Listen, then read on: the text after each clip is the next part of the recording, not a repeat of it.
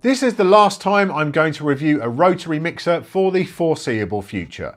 Why? Well, there are two main reasons. Firstly, they are just a bit too niche. Here on this channel, we're not about chasing the big numbers. We're here to produce content which is valuable to the DJ community. But these reviews take a lot of work and there are loads of logistics involved, and there are just so many options for good rotaries on the market today, it's getting a bit much. Secondly, and this is the main reason, I'm just kind of running out of things to say about them. There are only so many times I can talk about how a mixer has Alps Blue Velvet pots, for example, as most of these manufacturers are kind of following the same basic template of what a rotary should be. So unless a company comes out with something really different that truly catches my attention, then we will be focusing on other topics in 2025.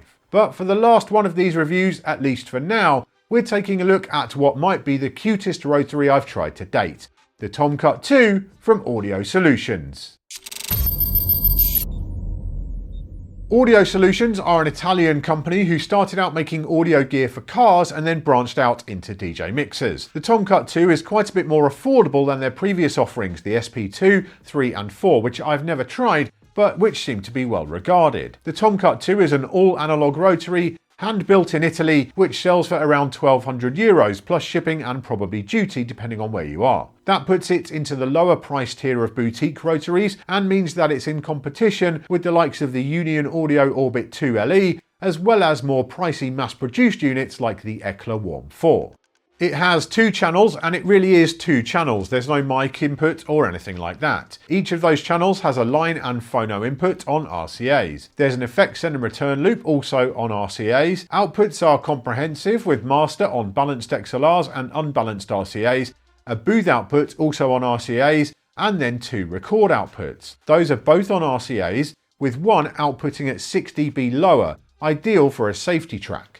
As much as that is cool though, I must say I'd have probably preferred it if they lost the second one of those record outputs and made some space to have balanced jacks for the booth instead. It would just make it a little easier to plug the Tomcut 2 into a working DJ booth at a bar or club if you take yours around with you. Which you are quite likely to do because it is super portable. At 38 centimeters long and just 26 centimeters wide, it will fit into pretty much any bag you like, although it does arrive in a dedicated ABS flight case, which is a great touch for the money. It weighs in at a little over 4 kilograms, so it's not especially light, but still easy enough to carry. Another thing which will make it easier to use on the road is the internal power supply with an IEC connector. Perhaps not the very best option for ultimate sound quality, some would argue, but certainly more convenient.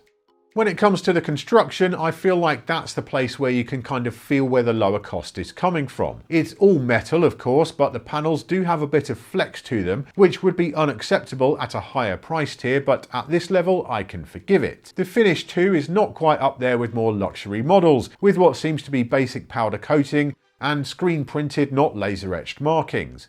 It does look great between a pair of decks though, especially in this fire engine red finish. And they haven't skimped out on the knobs, which are made exclusively for the Tomcut 2. They are all aluminium and they have a great feel, plus they are different from the norm, which I do appreciate.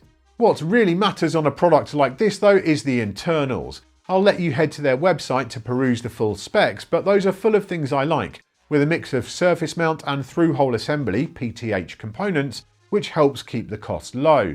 The critical components are all PTH, with things like Nishikon Muse and Panasonic capacitors, Vichy resistors, and let's all say it together, Alps Blue Velvet pots, a long-time favourite on the rotary scene.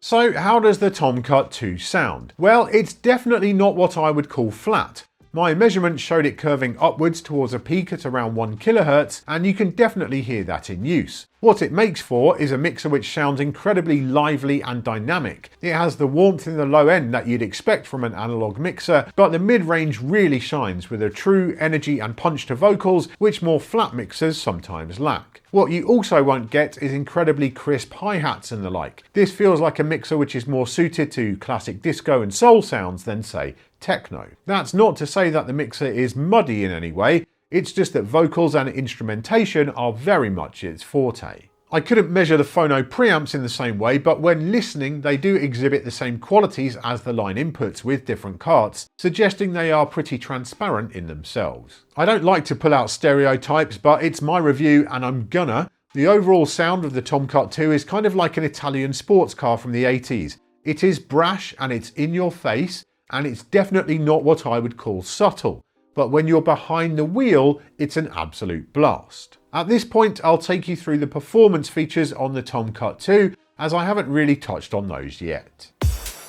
So a quick run through of the features here on the Tomcat 2. This one is very approachable. If you're new to rotaries, if this is something you've not messed with before, there's a lot about this which is very much in the vein of a standard DJ mixer. You know, you've got 3-band EQ, you have trim controls. As far as I can tell, unity gain it's like the Master Sounds mixers. It's designed to be run at 10. And then you adjust the gain like you do on a regular kind of fader mixer. So yeah, very approachable, very straightforward. There is no mic input, so I'm running through another mixer into channel 2 here, so you can hear me on the mic. So yeah, that's your main rotaries. Kind of small little knobs, you know, certainly in comparison with the Wax Electronics that we looked at most recently. But they've got a good feel to them, knurling on the edges. Then we have the 3-band EQ. One thing I don't like about the EQ, they kind of got this infinity symbol as if they fully cut, but they don't.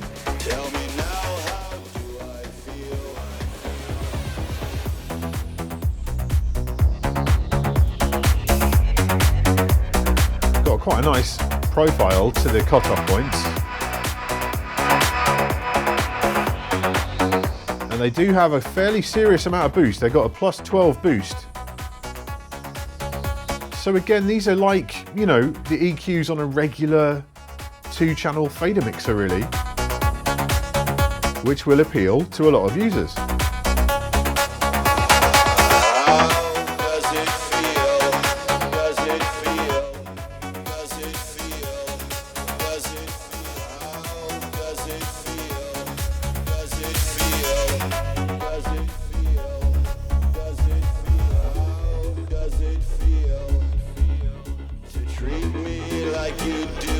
Then yeah, your trim control up above, your switches between line and phono.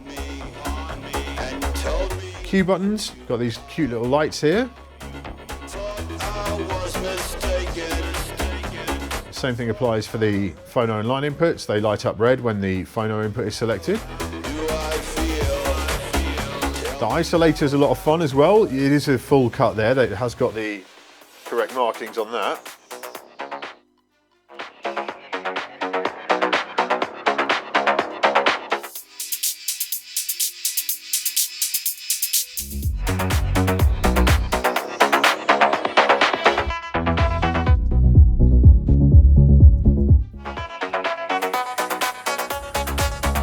I really like the positioning of the isolator. It's really out of the way, really accessible, really easy to get hold of without any fear you're going to touch anything else.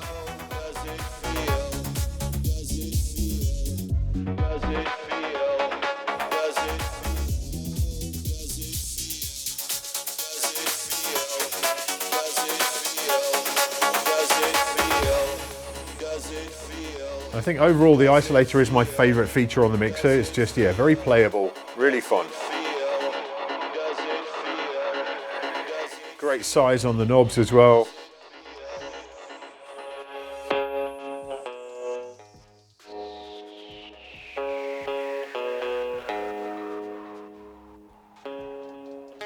Really into that. Then we've got our headphone volume, Q Master Blend knob, booth output, house output, and then the return. Now the center return loop, again a slight disappointment for me, I have to say, because it's pre-fader. The send knobs are on the front of the mixer.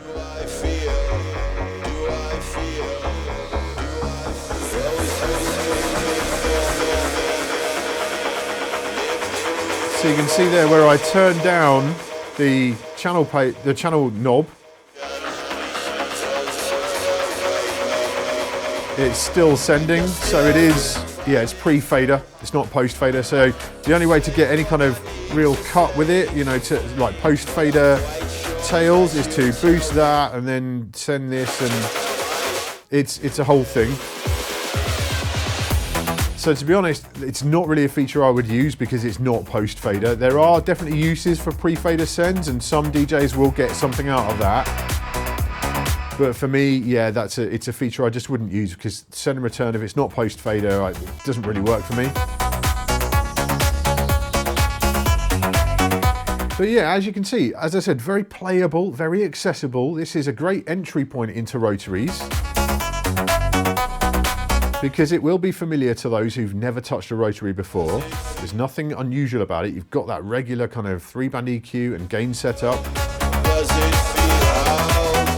Just with that awesome isolator and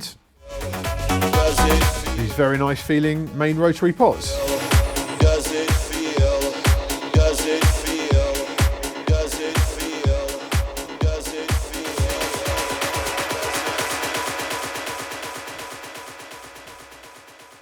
Ultimately, for all its little quirks, I am really impressed by the Tomcut 2. It is by no means the most polished rotary I've used when it comes to the overall feel and look, but that is part of its charm. This is about as far from a mass-produced mixer as you can get, but it does absolutely deliver where it counts with the sound. If you're after a completely clean, transparent profile, then there are many alternatives which will give you a flatter sound. But if you want something which brings excitement and vibrancy to your records and the room, then the Tomcut 2 will deliver that to you for a really good price. In the comments, let me know your thoughts on the Tomcut 2. And as this will be my last rotary review for a while, I'd love to hear which is your favourite of all the models I've covered in the past few years. And if you ended up getting one of your own, which one did you go for? Thanks for tuning in to this episode of Beatsource Tech. If you liked it, be sure to give us a thumbs up, subscribe, and tap the bell so you don't miss any future videos. And hey, if you haven't already, you can try Beatsource for free and join DJcity for just $10.